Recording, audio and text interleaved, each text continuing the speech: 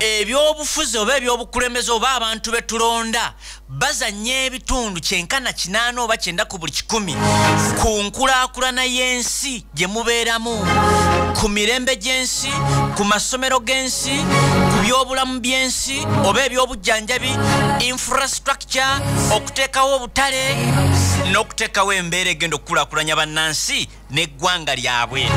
Era w'omanyira nti obukulembeze buboofu nja kuwa factors kwolabira nti obukulembeze bwe balina mu ggwanga buboofu. Ensi nga tesobola kuutilizinga resources zaayo okugeza Congo, omanya obukulembeze bufuufululu. Olaba ensi nga balina buli kimu nga kiri favorable naye nga tebasobola kukikozesa nga bafa enjala.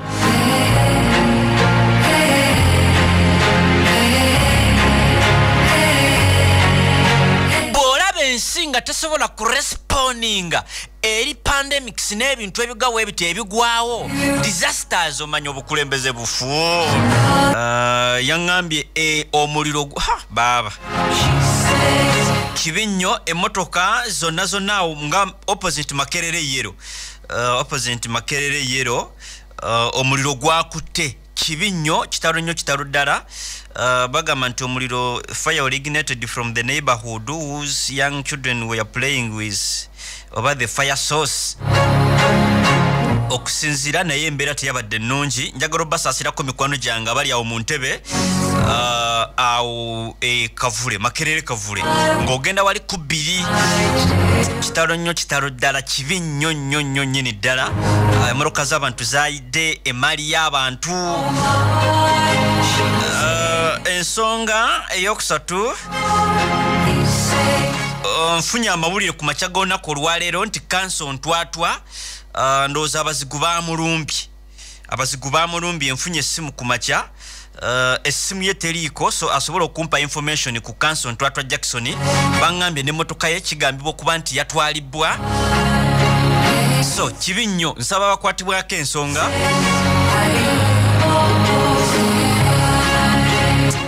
Kibi nnyo ngezezaako okumufuna, ekyamazima essimu ye teriiko, kubanga amawulire ngafunye ku makya.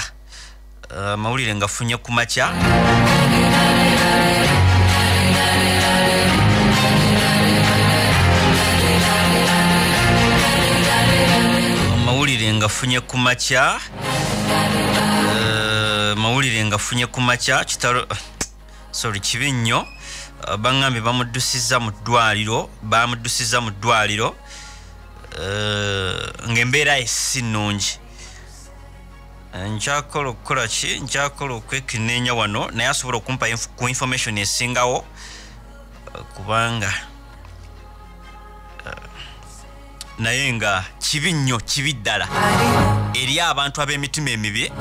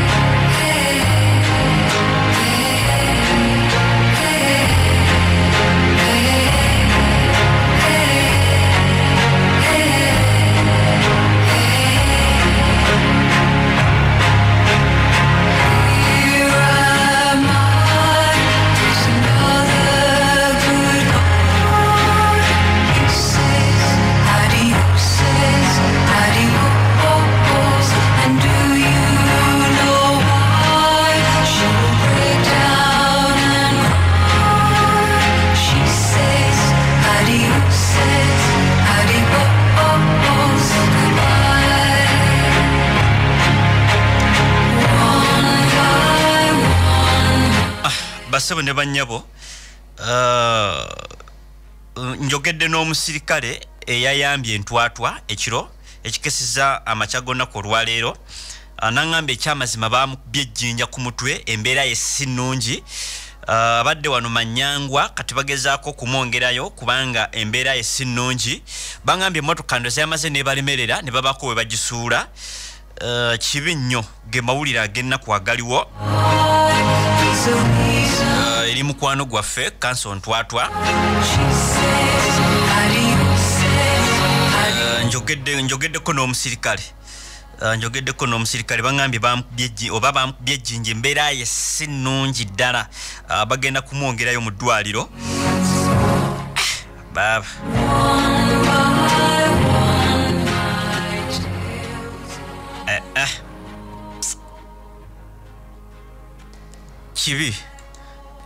Kibi nnyo.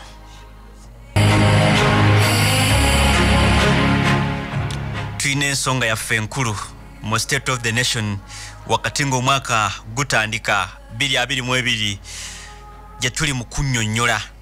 Ensonga eno gitegeere obeere ng'ogimanyi. Mpoza katono k'ensoko kuyisaawo kweka munnamateeka gwe twasuubidde olunaku lwajja okuleetebwa ne bagamba naye nga sinnalaba waleetebwa bassebo ne bannyabo. Omuwandiisi w'ebitabo Kakwenza teyabiseeko mu kkooti.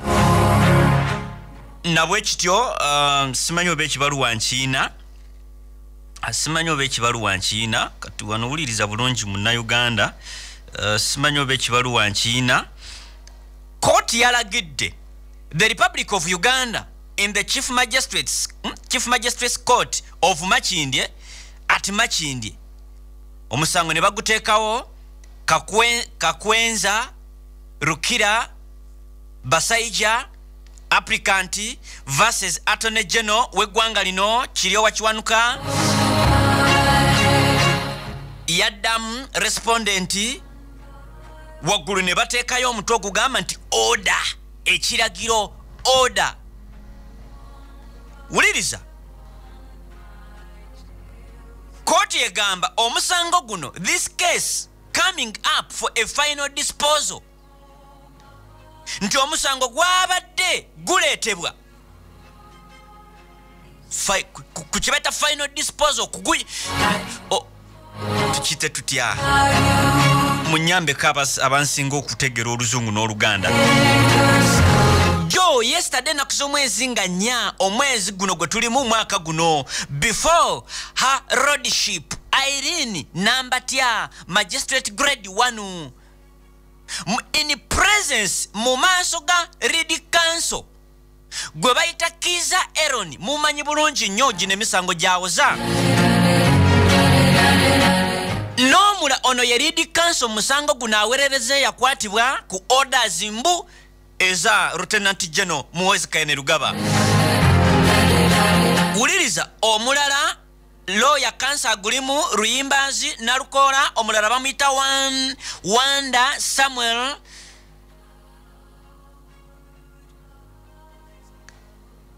Omusibe teyalabiseeko. Waliwo ebigambibwa mbu he was properly mpozi bakwita kubuulirira. Kyova olaba yandibanga taleetebwa mu kkooti embeera gyali mu si nnungi. Mbu okusinziira ku munnamateeka we kati inciting munnamateeka we. Of course balina n'ebintu bye baatulagaawo nga gamba he was breeding akola biki.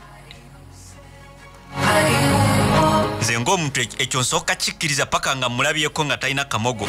Ekyo nze nsooka kukikkiriza nganze. Singa munnamulye bati nganze Ssekadde Samweri. Uliriza. It is hereby ordered that the applicant be unconditionally released from the police custody. Ono yakwatibwa bamute ateebwe nga tekulika kwakkulizo konna.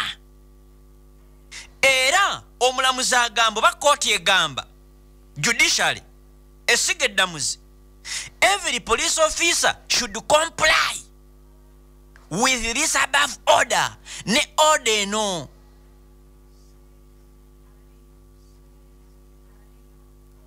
Given under my hand the seal of the court. Ennaku zino oba ennaku z'omwezi zino oba olunaku luno this day enaku z'omwezi nga 4 of omwezi ogw'olubereberye mwaka gwa 2022 n'ateekako omukono Irene Nambatya Magistrate Grade 1.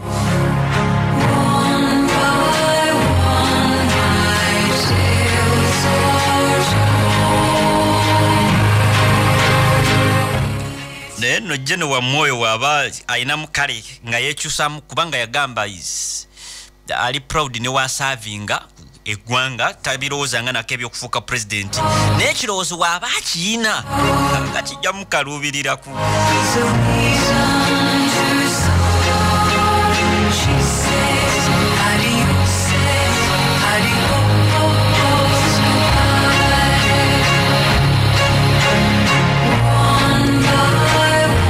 Kijja mukaluubirira jeno wammwe tekijja kuba kyangu.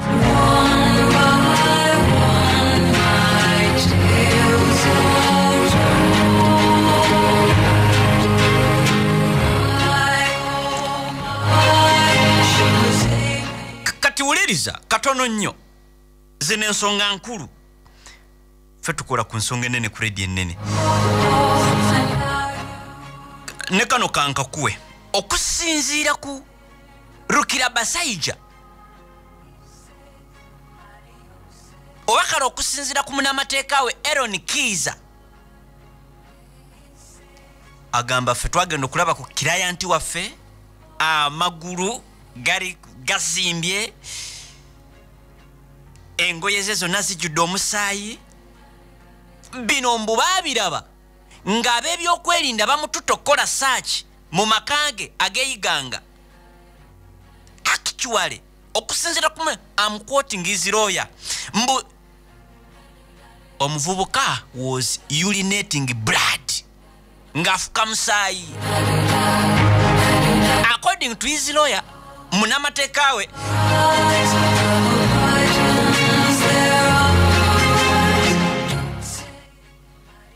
bagenda omutuusa mu maka g'eyiganga he was urinating blood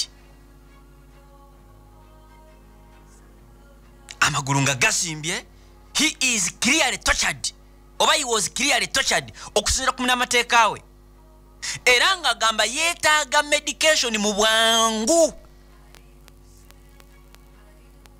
Ono yali akwatibwa omulundi ogwokusatu by security personnel.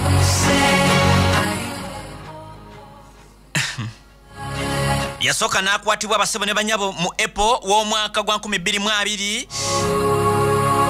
n'addamu n'akwatibwa mu September w'omwaka gwa 2022 kakati ate n'addamu n'akwatibwa mu yaddamu n'akwatibwa yakwatibwa ddi awo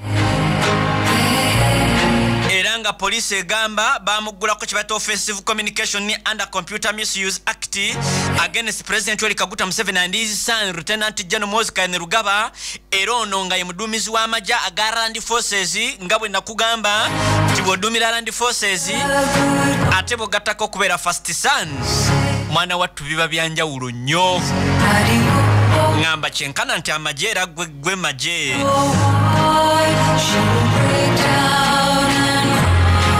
Kati katono nnyo nga tufundikira ku nsonga eno kankubuulire ekikwatagana ku misango gino. Poliisi bwe yabadde ennyonnyola lwaki bamusibye beyond ssemateeka is it article 43 egamba omuntu talina kusibwa beyond 48 hours. It is kino kiri mu mateeka, it is constitutional. Oli takuyamba buyambi takola ki bwe tuba nga tulina waliwo kye beta rule of law nga amateeka ge gatufuga teri muntu akkirizibwa kusibwa beyond essaawa ezo. Kati bo beekwasa mbu they justify omuntu ono kwatibwa beyond 48 hours.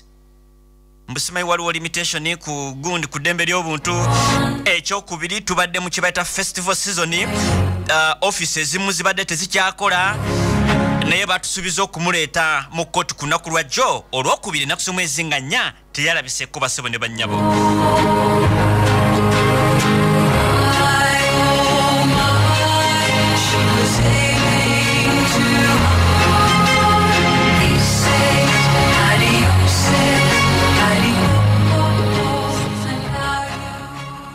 cha Inspector General of Police bino bamanyi n'ebigenda maaso sigamye kubanga mukugu in fact yomu kuba police abakugwe nnyo mu police force ne waliwo ebikolebwa nga musajja wattu afande wange Martins Okotho Ochola nagamba kiyakakola ekyamaanyi ennyo mu police kwe kugamba ba journalist we shall beat you tujja kuba awo yakangaza n'eri ebikolano gaha Ochola musajja wange Mwana watu Ochola yaisa directives that officers must observe human rights and freedom of suspects, including allowing them to access their relatives and legal representatives as provided for in the law. Nti abantu bonna abali mu by'okwelinda mu polisi ye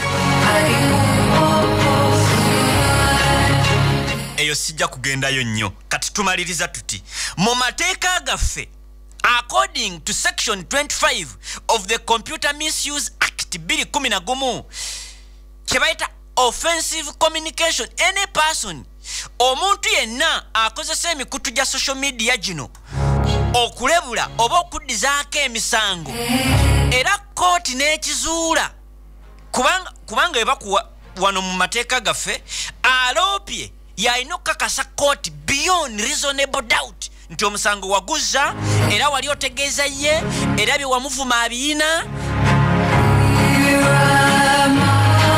kubanga waliwo omusajja okugamba nti oli kasajja kampi ate nga goli mulangaatira kati awo can you win such a case mu gundi nti omusajja yanvuma obumpi ng'ate omulamuzi naye ng'oli musajja muwanvu kati you have to prove beyond reasonable doubt era abakuloopi bwe bamala okukakasa kooti nti omusango waguza era musango ulira you are liable on conviction to a fine not exceeding just current points 24 oba okusibwa not exceeding 1 year oba byombi current points 24 gye mitwalo 48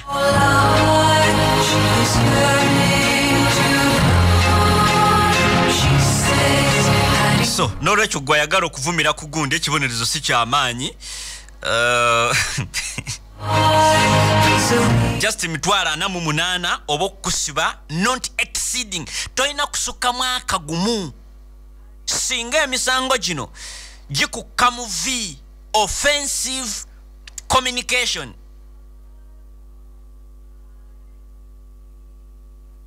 oba obitegedde byenjogeddeko olwaleero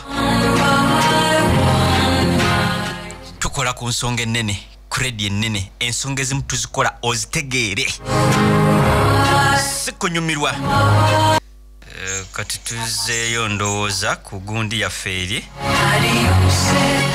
ey'omuvuzi wa tingatinga Kyagulanyi Sentamu Robert president oba principal w'ekibiina kye bayita National Unity Platform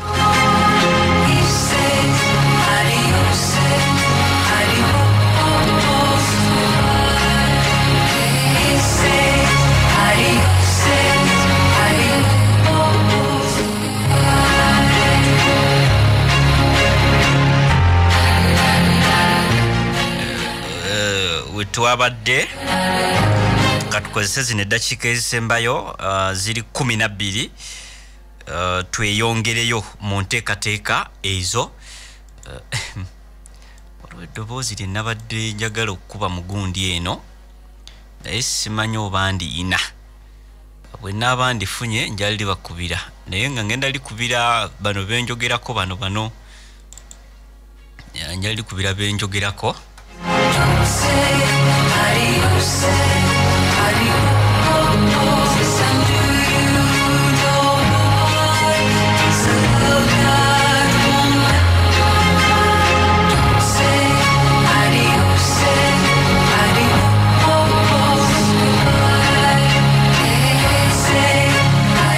kati nja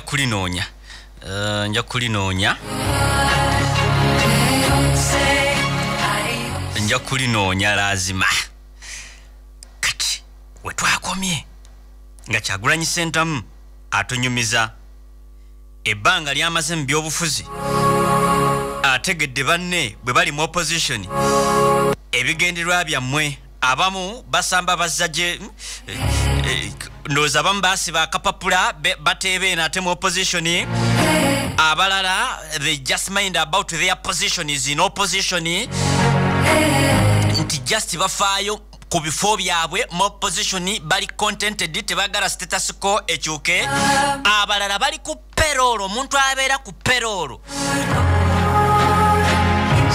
era we twakomye ng'agamba nti one of the last most important meetings we had to discuss the question of unity took place at the home of OHT wa Joyce Sebugwawo now Museveni's minister.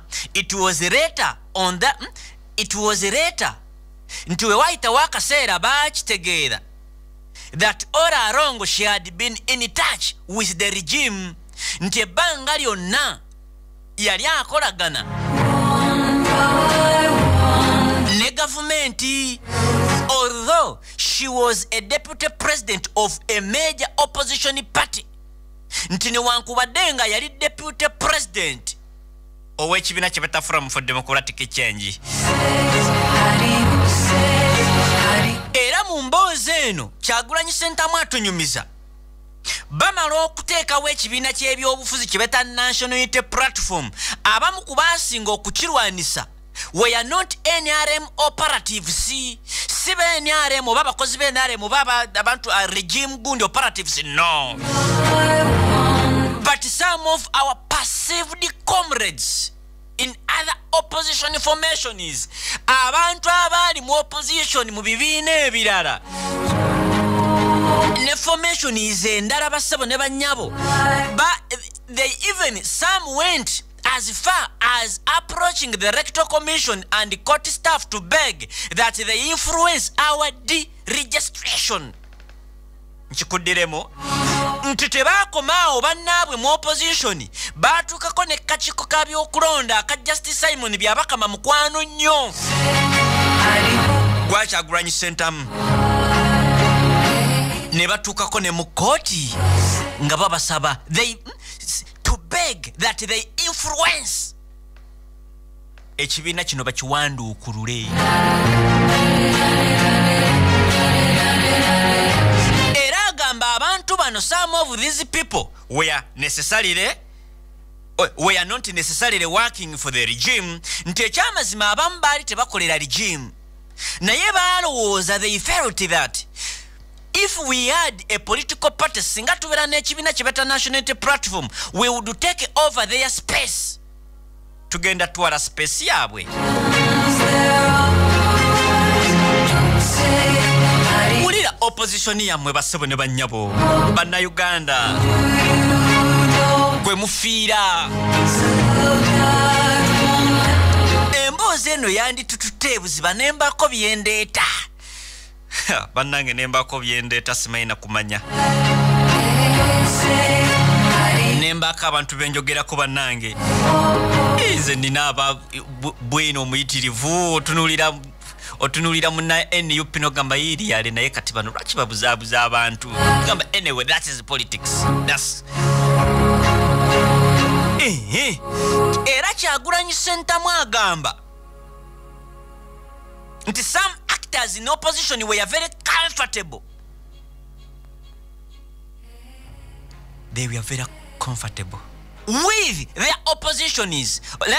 positions within the opposition. Tugenda okutuuka mu kalulu wuliriza kano kakulu bino bya Kyagulanyi Ssentamu. By the time we went through the election and emerged out of it, bwe twagenda mu kalulu bassebo ne bannyabo ne tukavaamu akaali akavaawo mpitewo, we got credible information. Twafuna amawulire ageesigika which amawulire ago is well within the knowledge of our senior leaders. Nti naffe abakulu mu kibiina kya National Unity Platform tulina information, credible information, that Museveni sponsored several candidates at different levels in order to cut our spade. Nti mwami oli Kaguta Museveni n'ekibiina kye bateeka sente mu bantu bangi. She says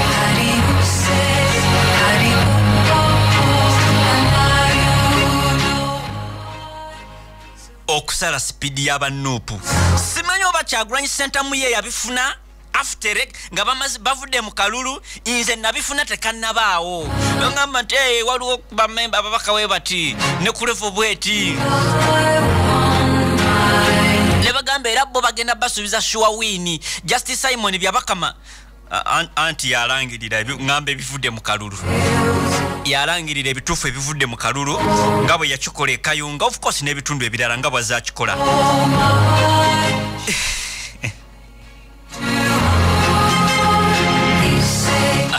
Kayunga amasi yalangirira naye yaliwo nga ssentebe w'akakiiko ebyokulonda.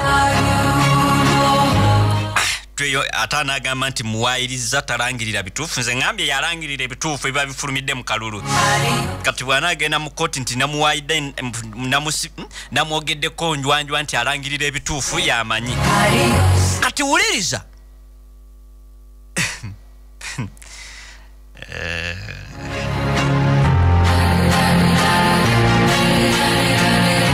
Kyagulanyi agamba as everyone can see nga buli muntu bw'asobola okulaba, this is information that we normally get. Gana amawulire tusiba tugafuna and decide to keep with ourselves ne tusalawo okugeekuumira, but I thought it is very important to share it so that the people of Uganda understand the dynamics at play. Naye olwaleero nkaluubiriziddwa nendabanga mu kaseera kano ngenda sharingako ne bannayuganda. I thought it is important to share it so that bannayuganda, people of Uganda understand the dynamics at play. Embera nga bweri, obuzannyo nga ebubeera.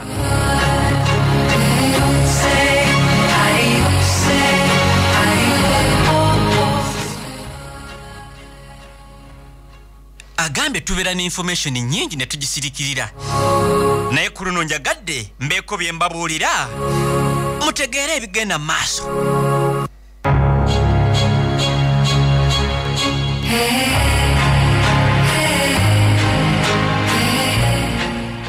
Mubitegedde bigenda mu maaso within the opposition. Nga abamu tebakolera regime, abamu bakolera regime, abamu bakolera ki kibaita personal interests.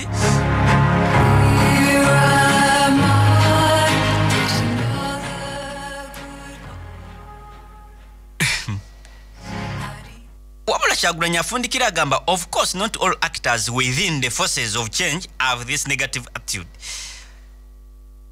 Waliwo abantu bangi abali decent, clear-headed individuals whose objective is to see change in Uganda. Waliwo n'abalala bangi nga ekigendererwa kyabwe kulaba nkyukakyuka munda mu ggwanga erya Uganda. Wuliriza. Immediately after the Kalulu, Kyagulanyi Center agamba every Ugandan buli munayuganda ajjukira nawandikira ebibiina by'obufuzi byonna political heads of I wrote to all heads of political parties. Yawandikira ekibiina kye bayita Forum for Democratic Change. Ekyo kyamugamba tukyayina totusumbuwa gwe, tukyayina byetumaliriza.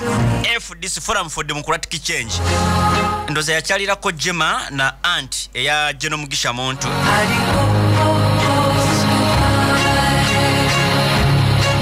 Ebyaddirira biki?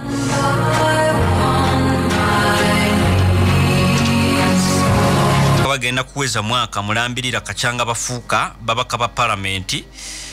Era lwe bagenda okuweza ebbanga nja kukuleetera ku answered olaba abatayogerangako abatakolanga nekibaita maiden speech bakuwa akakisa ofiiringe kale. Waliwo abatazikolanga nako nogamba naye mwe mwajja kukiikirira ki?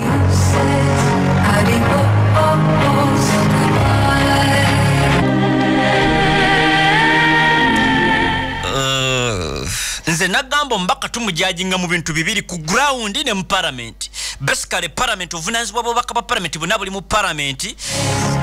Naye kale bw'aba performinga bulungi ku ground nga ayina byakola ebiri tangible kugamba ebikwatibwako byebera nti mu mwaka guno omubaka waffe ebbanga lyamazeeyo atusakidde basalizi nga 10 kale 10 abaana 10 kale ambulance tuziraba wano ziyambako kale eddwaliro yaffe yatuyambako mu kino obusi buvunaanyizibwa bw'omubaka wa parliament however bw'oba mubaka wa parliament nga toyina capacity kurobingira abantu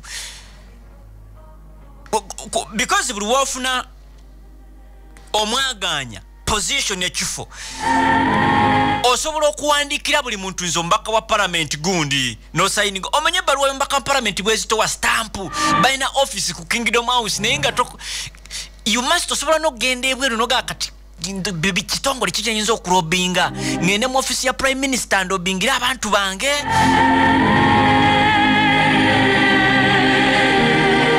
mpandikire bagagga baggwanga lino bahamu ngamenti mpandikire university ku university bampeyoko ku gundi naye eriyo mbaka nga tayisa kiwali nga yadde ne kagundi n'akamu eri abaana ogamba kakati gwe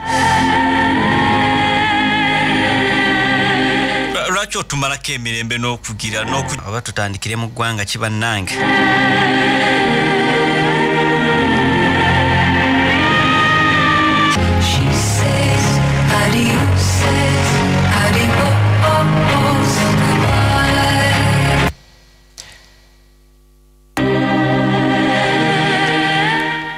tutandikire mu ggwanga kibasebo ne bannyabo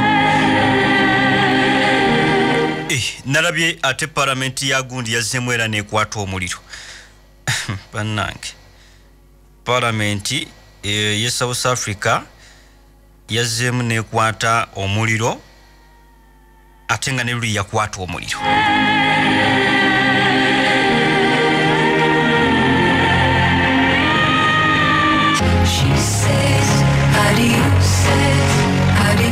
era mbu baawulidde ekibwatuka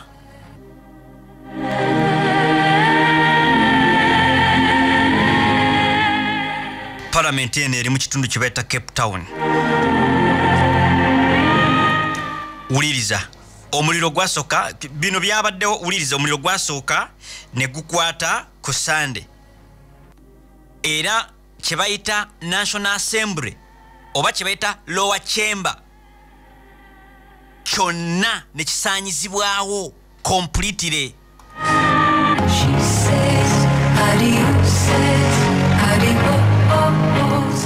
mb'olw'empewo eyaliwo empitirivu akasolya kakwata mangu omuliro roof ne kakwata omuliro kyokka embeera yazzemu neyonooneka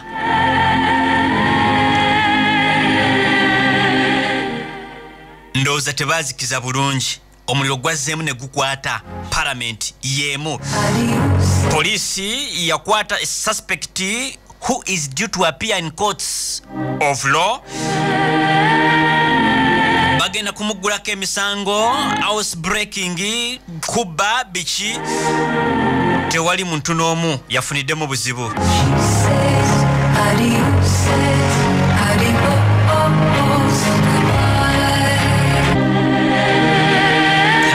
balina system gye baleese efuuyira omuliro baaba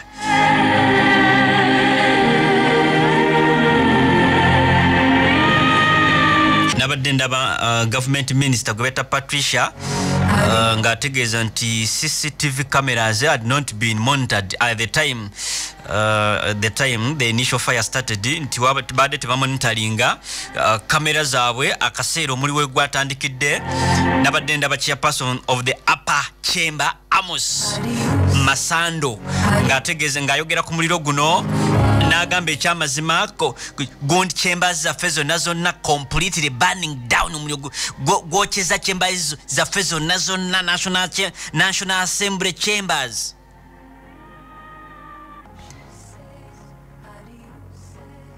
kakati yembeera nga bweri munda mu ggwanga eryo era otuvuddewo tugezeko munda mu ggwanga erya Rwanda ampuliriza munda mu ggwanga erya Rwanda simanyi oba eno story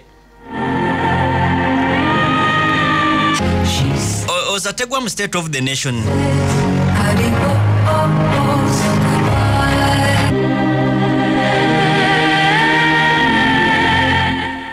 Rwanda eno yakwata omusajja omwana wafu wa SFC paka n'olunaku lwaleero eyakwatibwa mutuuze w'ekitundu kye beta Kabaale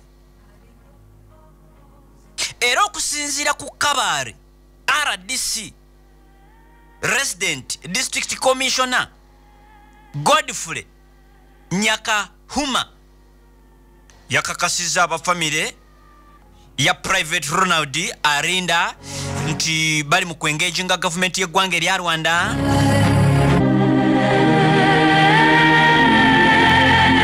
to ensure the return of their son.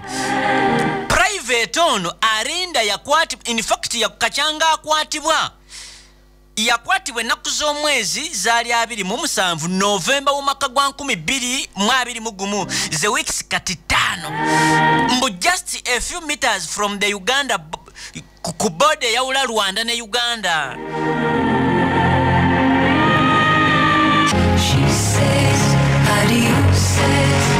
Era mbwe abeerabirako n'agaabwe baali bakola statement nga bawa ebyaliwo bagamba nti Private ono wa SFC was picked from ekitundu kye bayita Mukiyuvu Trading Center ku side ate yaffe ya Uganda by informers n'abeerabirako n'agaabwe bagamba. Era okusinziira ku according to Ugandan authorities ab'obuyinza munda mu ggwanga erya Uganda bagamba nti gundi waffe ono owa SFC bamtrickinga nga bamugamba nti waliwo ente ezitundwa. They had some cattle they wanted to sell to him. Era ombo mu conversation nga bakyateesa zammeka biki ab'ebyokwerinda ab'eggwanga erya Rwanda operatives whisked Arinda to Rwanda ne bamugjawo nga kamunye bwakwata kakukush ne bamuyingiza eggwanga erya Rwanda paka n'olunaku olwaleero kitaawe gwe bayita Edward era ng'ono deputy head teacher mu ssomero baliyita Rusharo Primary School mu kitundu kye bayita Rwakarimira Town Council yategeeza balipoota ebyo byali byakabaawo n'akubira ne mmeya w'ekitundu Enoka Kabo bamuyita Enoka Kazooba n'ategeeza RDC eddakiika ntono nnyo RDC n'asindika abasirikale security officers ku siini wennyini paka n'olunaku olwaleero bassebo ne bannyabo omwana waffe Rwanda tenaba kumutuwa. Eggwanga lino erya Rwanda ebimu ku bikolebwayo oyinza kubigeraageranya ku ggwanga oba lya North Korea newankubadde tebituuka yadde ne mu kkoota ya North Korea. Engeri kagame gy'akulemberamu eggwanga lye teweegomba kubeerayo.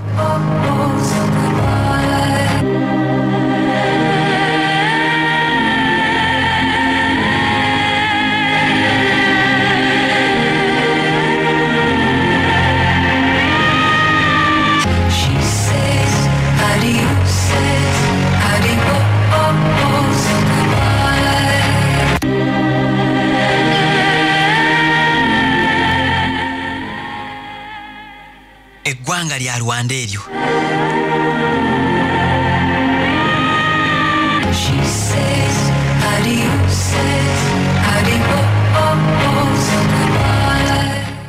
bino byonna bigenda okubaawo nga wakyaliwo obutakkaanya wakati w'eggwanga erya Uganda n'eggwanga erya Rwanda. Era entabwe gwe atagimanyi ngikuddiramu just mu bwangu. Kagame alumiriza eggwanga erya Rwanda Kampala because we twogera Kampala tuba twogera ku ggwanga erya Uganda, we twogera ku New York tuba twogera United States of America oba Washington DC, we twogera ku Kigali kati tewali baggalawo simenti oluguudo lukolebwa bassebo ne bannyabo. Kagame yatuka ekiseera n'agamba the problem between Uganda ne Rwanda it is politics. Uganda tukutte abanyarwanda tubatulugunyiza. Ekyokubiri tuyina abantu bano betuterese. Kagame ye bagamba nti baagala kujjako gavumenti ye bwe buzibu bwe buli awo. Tuli musaafu ey'okubiri kubanga ye Kagame tazannya kyekyamazima. Tazannya mu bakulembeze abatazannya Paul Kagame tazannya. Naye lino linyumira nnyo muganda wange lino. See, dino many things, dino bad things, many things they can do. Ayogerera Uganda. You know, even at a personal level, you can kill somebody. You can shoot me with a gun. Kill me. That's a possibility for some people. But there is one thing. It's impossible.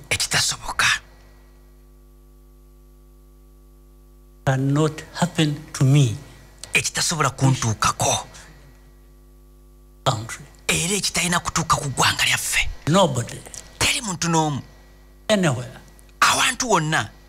And bring me to my knees. Absolutely not. Because coming to your knees is your choice. I think it's a choice. There are people who make choice to be brought to their knees. A no-go area for me. You can't be brought to your knees. I don't think our country should ever be brought to our knees. But people will do harm to you. Maybe they will succeed here and there. But bringing you to your knees, I think, please, men and women of my country should not accept that.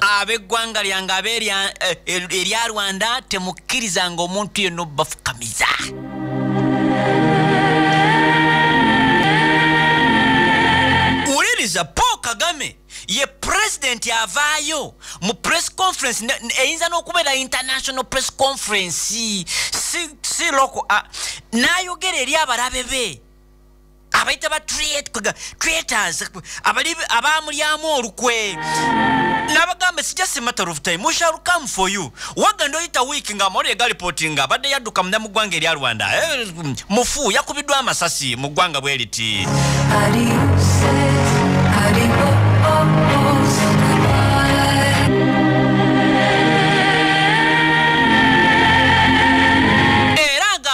Asobola kulya lukwe mu ggwanga erya Rwanda n'atakungula.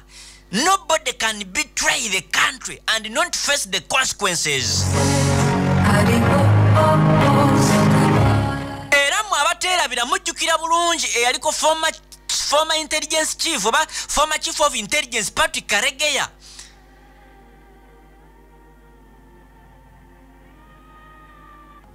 Ebyamutukako munda mu ggwanga erya South Africa.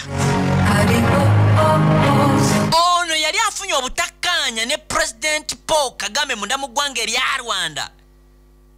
Era yali atandise afunye ekirowoozo ky'okusettinga opposition party.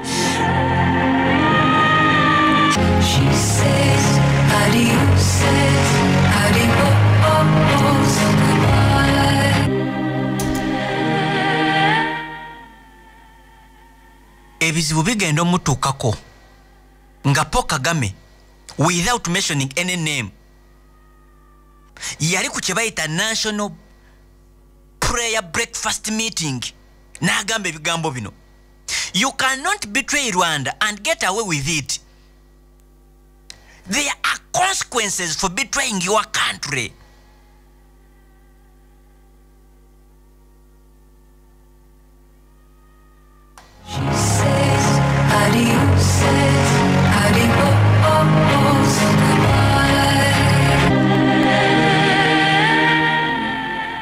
Waite ennaku ntono nnyo musajja wattu Patrick Karegeya myaka 53.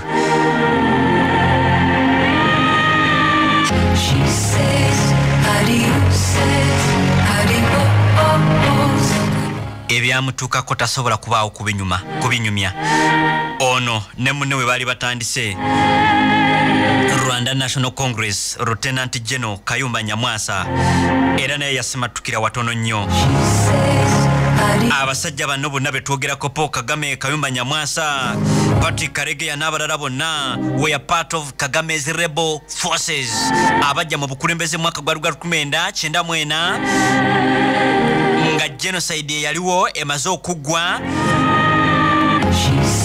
naye Kagame akugamba you cannot betray the country notakungula magoba oyo bamuyita Paul Kagame kati owulira nti bakutte omusajja waffe wa SFC ate nga waliwo obutakkaanya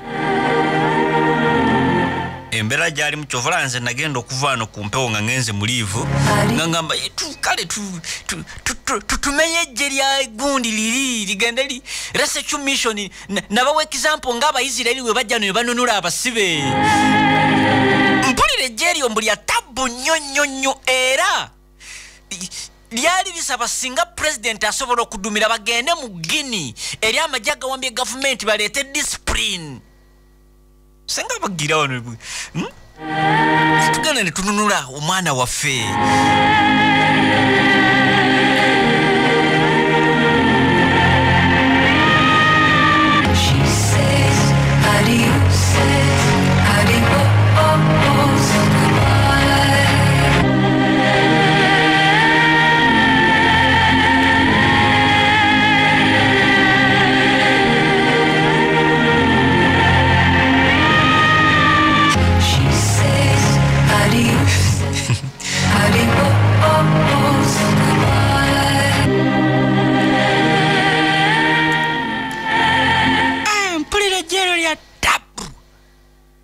eryeje biro mukulembeze yali alyogerako n'agamba neewuunya nnyo kubanga SFC teyina kyeyakola kyenkana ku Kyagulanyi because those people are trained to do bintu byanjawulo naye engeri gye bakwatamu Kyagulanyi was properly beaten I was surprised okulabika nti tebamuyisa bubi yadde owulire mangi twaleka nga kiri munamuggwanga erya Ethiopia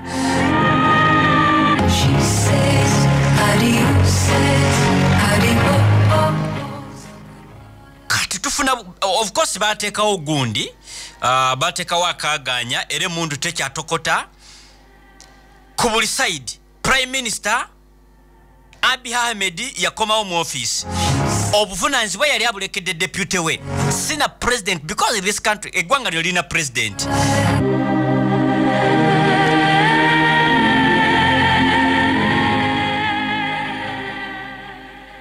bugenzo okukyama kyagona ku lwaleero envoyi w'eggwanga erya Amerika agenda kyalako munamuggwanga erya Ethiopia ekyokubiri waliwo alipoota ezifuluma nga bagamba more than abantu 14 people were killed mu kibata air strikes ezakubwanga waliwo kye bayita kwegamba gross abuse of human rights era emisango gino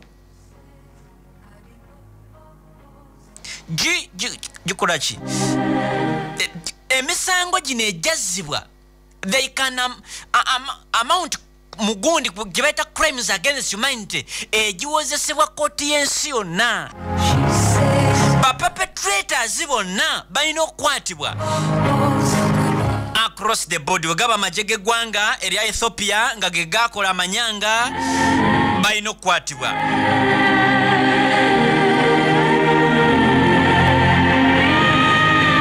ekiri niyani mabama baba nakyo weetaaga okukitegeera of course n'amawanga niyani mabama twalekanga abasajja bawambi paka n'olunaku olwaleero abantu abalina emmundu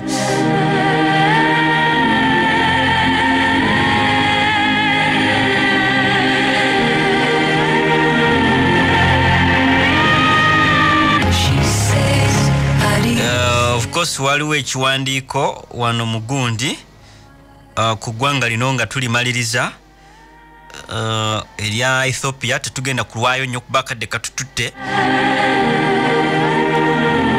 waliwo ekiwandiiko kino nakiraba nga ndi mu liivu nga enakusoma ezali meka awo nga tugenda mu Christmas. Prime Minister w'eggwanga erya Ethiopia Abiy Ahmed yavayo n'alangirira olunaku lwali Lwakutaano nti National Defence Force will pause at its current positions. Nti ebifo bye babazo sekiwalinga oli capturinga bwe bagenda kugamba bawumuzaamuko yakoze akagambo pause. Era mangu nnyo Secretary General wa United Nations Guterres ne Deputy UN spokesperson Fahan baisa statement mangu nnyo nga baaniriza obubaka obwava eri Tigrayan forces stating that they had withdrawn from the neighboring Afara ne Amhara regions back into Tigray. Bano ebibuga byonna bye bali bamaze okuwamba omuli Afar region, Amhara region. Bagamba basebo ne banyabo twagala okubategeeza mu butongole, we are withdrawing. Tuddayo emabega paka mu kitundu ekyaffe eky'Abatigri.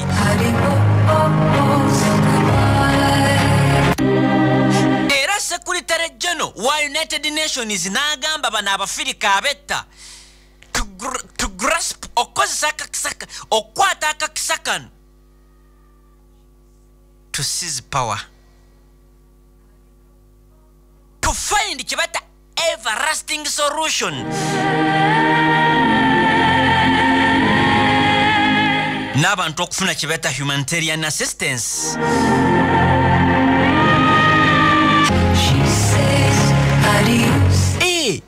Nja kubaleetera omukyayina ennyonyi ya China engeri gye yalwana olutalo luno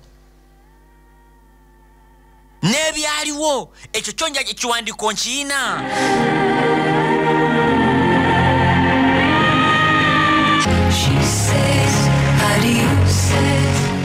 Bagamba walina okubawo kibaita withdraw of foreign fighters and address kibaita political differences through a credible and inclusive national dialogue.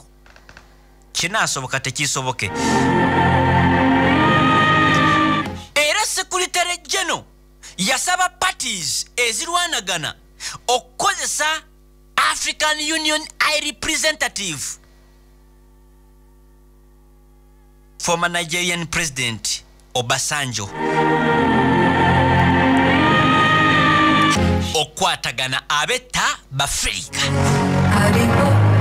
Kyekyo kinabagamba nti gw'owulira president ayogera ku integration mbusimanyi Africa ekyasobola okwegatta simanyi nja kukulembera paka nga East Africa efuuse eggwanga erimu togenda kukirabako, era nabo bakimanyi balimba.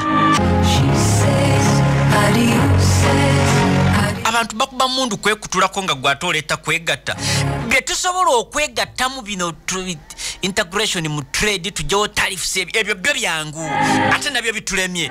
Tosobola kuddira Rwanda n'ogigamba kati Rwanda ne Uganda mufuke eggwanga lyerimu. It cannot happen.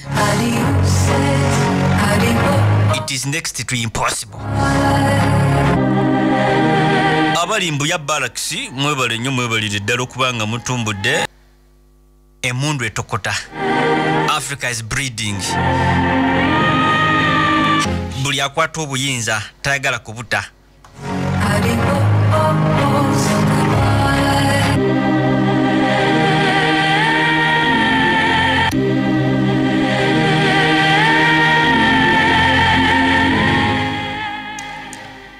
Kati musajja wamwe Kim Jong-un eyawera okuseka okujaguza nokola ekintu kyonna mu wiiki nambirira nga bajaguza oba nga bajjukira morning nga bakungubagira okufa kwa kitawe eyafedda singa bannange. Guno omwaka gutandise na kuronchinga okusinira ku mole getufunye nga bucha amachagona ku lwalero eggwanga ly'ebeta North Korea has fired what has been described as an unidentified kugamba ekizuka kigudde mu si mu nnyanja luva okwaya, era bino biripotingiddwa South Korea's Joint Chiefs of Staff, JCS. The Japan Coast Guard, aba Japan, kunsalo. Beba soso ku reporting nti bannange ekintu kiso mu bwengula nga tetukitegeera.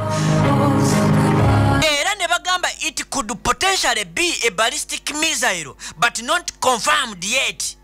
Oba no confirmation has been yet given. Nga Japan yegamba Japanese Coast Guard. Ne bagamba if confirmed, this would be the first such launch carried out omwaka guno. Basaba ne banyabe ekyo kyabaddewo ku makya nga tetunaba confirminga zigenza okwera essaawa zino katikati nkugamba